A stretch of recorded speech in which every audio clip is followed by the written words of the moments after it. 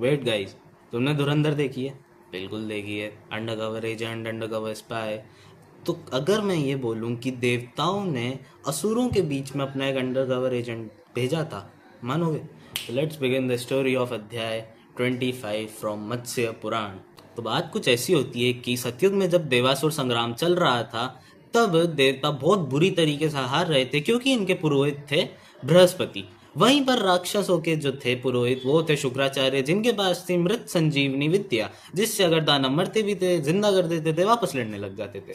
तो अब क्या होता है कि दानव दुखी होकर बृहस्पति के ही पुत्र कच्छ के पास जाते हैं, और कच्छ को, जो राजा वृषपर्वा थे, ये थे राक्षसों के राजा, इनके राज्य में रहते थे शुक्राचार्य और उनकी पुत्री देवयानी। इनके पास भेजते हैं इनका शिष्य बना के कि आप वहां पर जाइए और जो मृत संजीवनी विद्या है उसको ग्रहण कीजिए।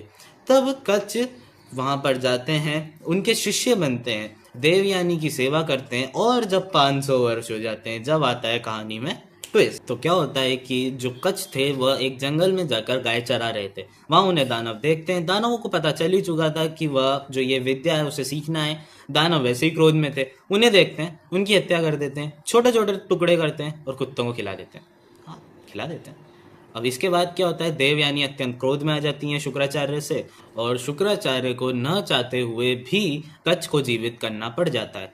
अब इसके बाद जब देवयानी अगले दिन वापस कच्छ को जंगल में भेजती हैं, तब दानव वापस उन्हें देख लेते हैं। तो इस बार क्या करते हैं, उनकी हत्या करते हैं और उनको जला देते हैं। अब जो राख बचती है ना, उसका चूर्ण बना के मदिरा में मिला के शुक्राचार्य को भी पिला देते हैं। मतलब तुम देखो, मतलब पिला दिया।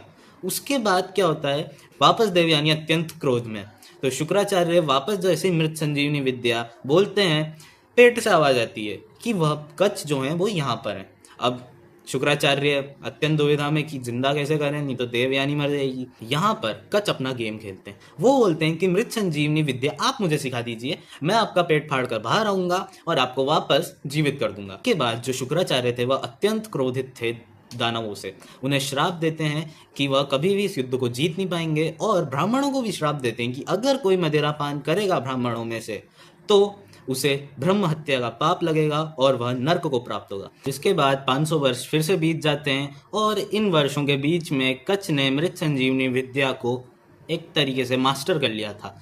जैसे ही 1000 वर्ष खत्म होते हैं, वापस वह देवलोक चले जाते हैं। तो ये एक अंडर कवर मिशन था जो कि देवताओं ने दानवों के लिए चलाया था, ताकि अंदर जाके इनको खत्म करो।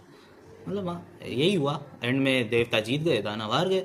अब मिलते हैं अगले अध्याय 26 में। राधे राधे।